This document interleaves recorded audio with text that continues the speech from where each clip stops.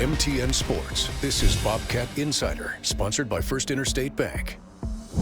Welcome into Bobcat Insider. I'm Ashley Washburn alongside Keaton Glogly, where we're going to talk about nothing but Bobcat football. And even though we're coming off a bye week, we've got a lot to talk about this week. Kind of a completely new depth chart as far as some injuries, but a lot of people coming back as well. Well, all right, let's go through some of this kind of one by one. Laundry list. Yes. Laundry list. First of all, Sean Chambers did not play in that Weber State game. He is listed second on the depth chart, but I don't know if he's going to play or not. It was really interesting. Vigen said at the presser on Monday, he's a work in progress. Now that leaves a wide open room of what work in progress means.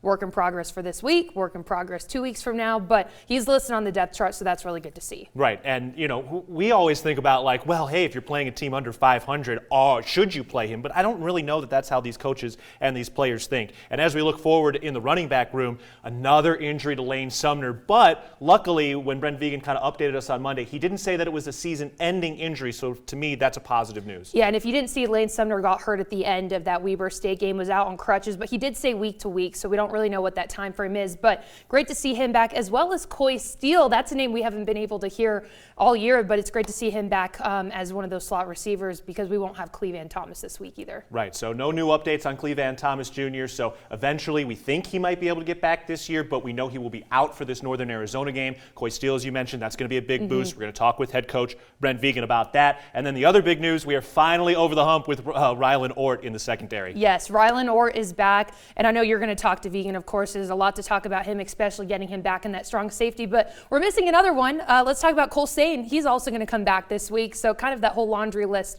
of injuries, but definitely a lot that you're going to talk to Vigen about in the next block. No doubt. And Omar Abedian still in that starting spot on the offensive line, but Sane back, so that's going to really help the depth as they improve that running back game. But at least you can feel confident in Elijah Elliott, who's had a great season, even though it's been kind of a sputtering start with some of his reps this year. So we're going to take a break, but when we get back, we'll be back with head coach Brent Vigen. We'll get into the re-additions of Coy Steel, Rylan Ort, and how he spent the bye week on the Bobcat Insider.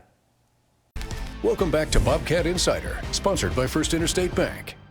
We're back on Bobcat Insider. I'm Keaton Glogly along with head coach Brent Vigen. Cats are coming off the bye week as they get ready for Northern Arizona, a road trip out to Flagstaff this week. But Coach, first of all, the bye week, did you rest up? How was it?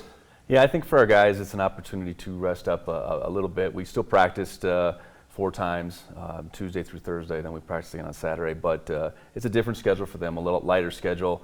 Get a little more focused on academics, heal up, those type of things. And I think as a staff, you get a chance to recharge your battery, so to speak, too. We did get out and do some recruiting, but ultimately it's an opportunity to catch your breath. Yeah, did you get a chance to do anything fun or different with the family? I don't know, something not football related for even an hour or two?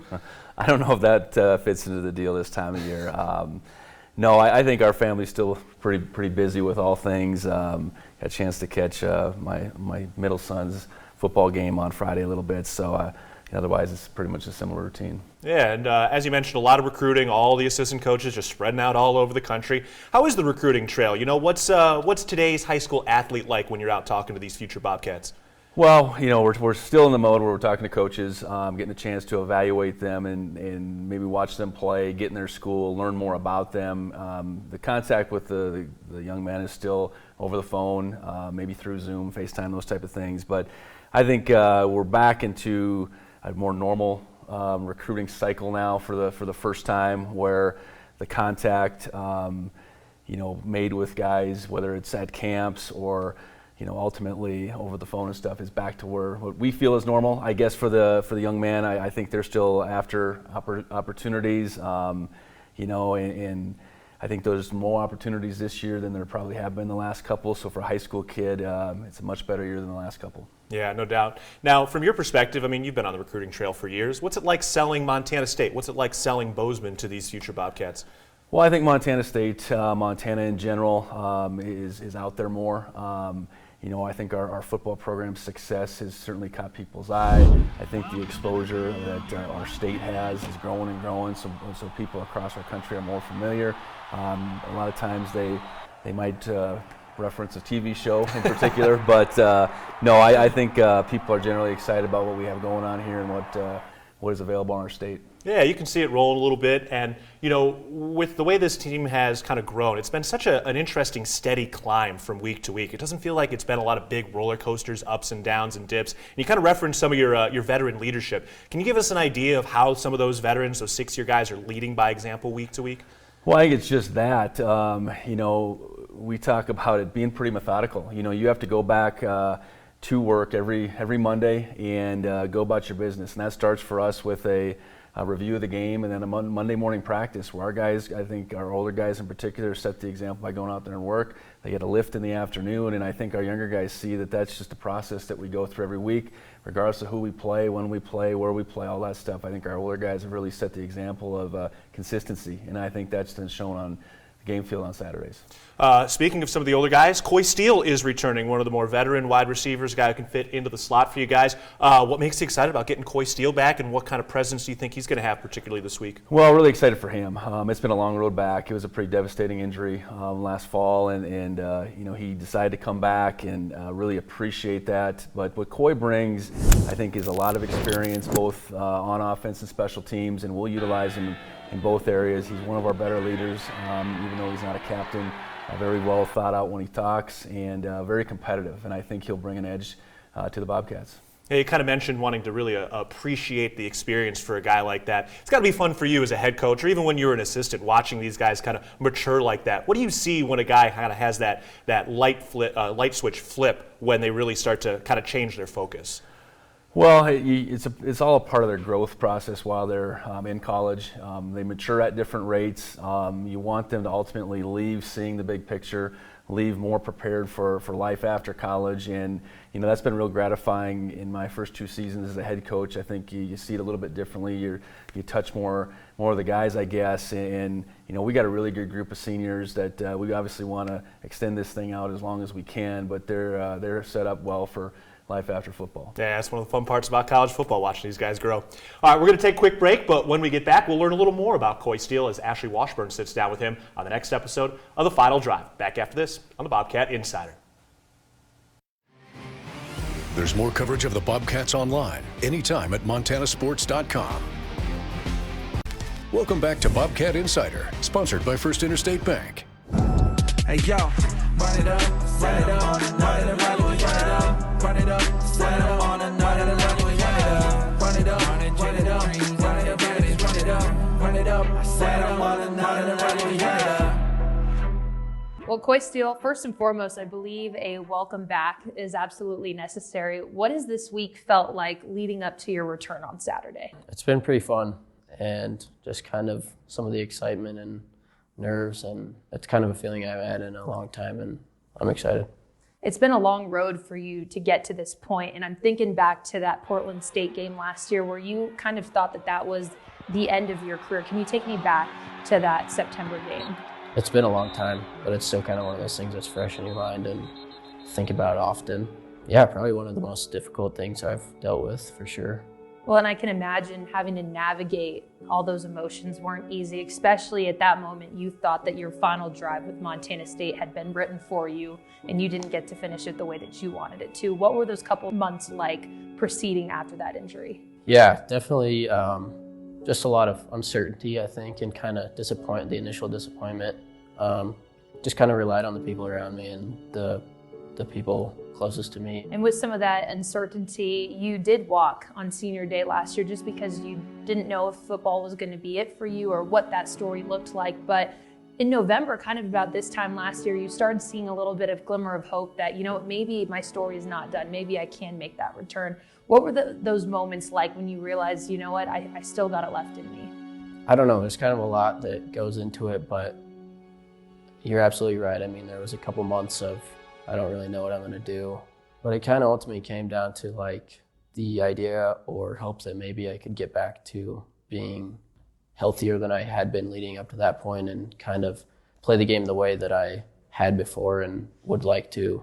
And it's taken a lot for you to get to this point. I mean, you had to go through spring ball, you went through fall camp, and here we are in week 10 with you finally getting ready to make your return. But all those preceding weeks beforehand, was it hard watching on the sidelines, or was it exciting knowing that you will make your way back out on the field? Yeah, it's definitely been hard is a good way to describe it. just kind of going back to some of that uncertainty stuff, and even like you said in fall camp in the first couple of weeks, like still not knowing, is this gonna happen? Are we gonna get to that point? And just kind of trying to contain some of that and keep the vibe good and my attitude good, and just kind of approaching the same day, one day at a time type of attitude in order to get back to being able to have this opportunity. Now, a lot of people may not know who your roommates are, but you live with Callahan O'Reilly as well as Kyle Reagan. You guys all were dealing with injuries in that spring season. How much did that help you, or maybe help all of you guys, going through those processes together? You went through physical therapy together. I mean, how much did that help? Yeah, it's definitely been awesome maybe not awesome is the right way to describe it, but very helpful. I love those guys, and just being able to kind of lean on each other and support each other through some of that stuff has been really helpful. I can imagine that you're getting excited for this Saturday just because it has been such a long road to get to this point. But what's the biggest thing you've learned in this off time about yourself? I've learned a lot. I mean, my ability to kind of persist through some of the adversity and set goals and kind of be able to achieve them, and then also just kind of learning how to balance stuff. I mean, I could come up with a bunch of different things that I've learned through this process, but I'd say that's probably one of the biggest ones. The journey hasn't been easy to get here. We're in week 10, but you finally get to put on that Bobcat uniform on Saturday. What do you think that moment will feel like for you, just because it has been such a long road for you to get here? Yeah, I don't know, really. I'm excited to find out. It'll definitely be a culmination kind of everything, and hopefully it feels pretty good, and just excited and ready to go. I'm sure it'll feel good. And, you've spent 6 years here. Bobcat Nation was so excited to hear that Coy Steel was coming back after seeing what you went through last year. What do you want to say to Bobcat Nation, or what has Montana State meant to you in these last 6 years? Man, it's meant a lot. It's meant the world. I love this place, the support that we get, and all my teammates and coaches and friends that I've made here.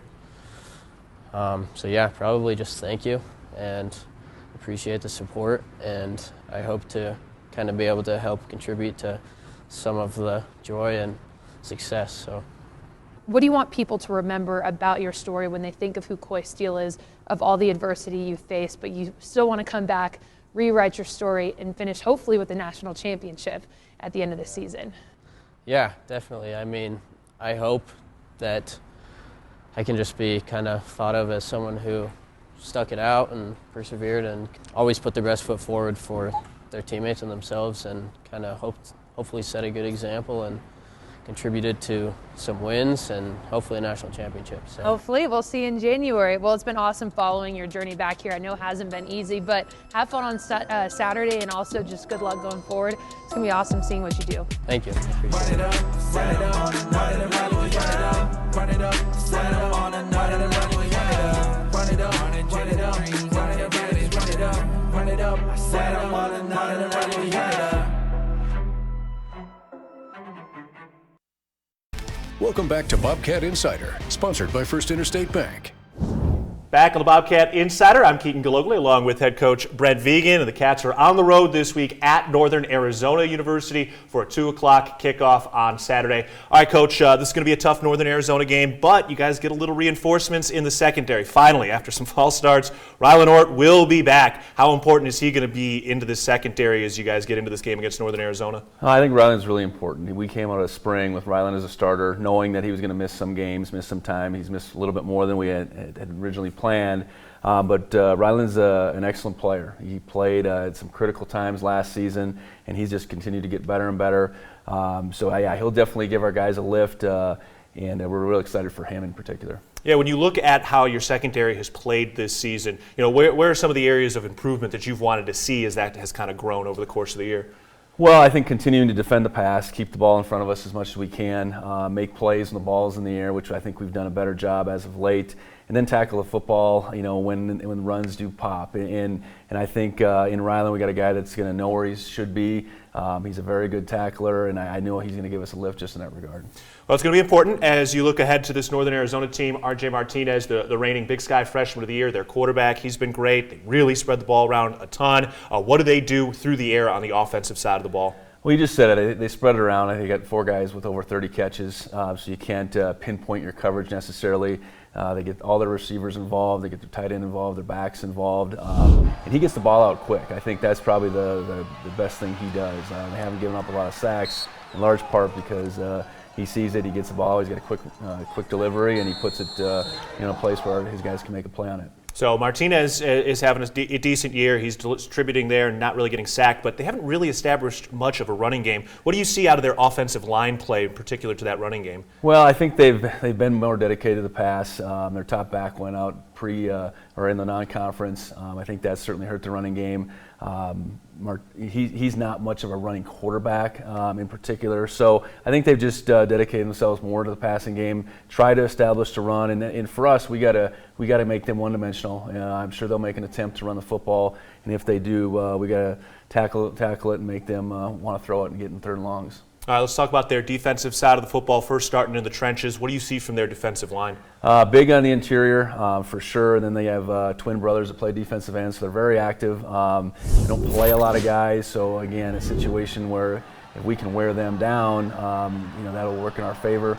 But they do have an active front seven. Their safeties are very involved. Their two safeties lead them in tackles. So, a situation where we got to do what we got to do, but they're a front that we need to contend with for sure. Yeah, you kind of mentioned their safeties, and what do you guys have to do to be successful in that regard, passing the ball, and what's kind of their calling card? Well, I think for us, being able to establish the run and then the play action piece off of that will be big in this game. And I think get everybody involved. We're better off when we have multiple guys catching the football, and we've been able to do that quite often this year. So that's our receivers, our tight ends, and then getting our backs involved as well. All right, so looking ahead, you got 2 road games, 2 tough games, but 2 teams under 500. I mean, where does the veteran leadership step in here? Any worries of a letdown as you get into this game after that big Weber win 2 weeks ago? No, I think for us it is business as usual. It's going back to work like we've done already in the bye week. It's that consistent approach and understanding we value each one of these games. They all count the same. All these wins due to this point, and this is another tough one to get. They're at home. It's homecoming. They're a team I think that's more than capable, so they got our full attention. Now you got a lot to play for here in November. You excited about this final stretch of the regular season? No question. This is the time when things really ramp up. You want to be playing for stuff, for whatever, I guess, in November, and we certainly are at this point. And we want those games to continue to get bigger and bigger, and they do that by winning football games. All right, here we go. Next chapter is coming up on Saturday with the 2 o'clock kickoff between Montana State and Northern Arizona. For head coach Brent Vigen, I'm Keaton Gallogly, and we'll be back with Ashley Washburn to wrap it up after this timeout of the Bobcat Insider.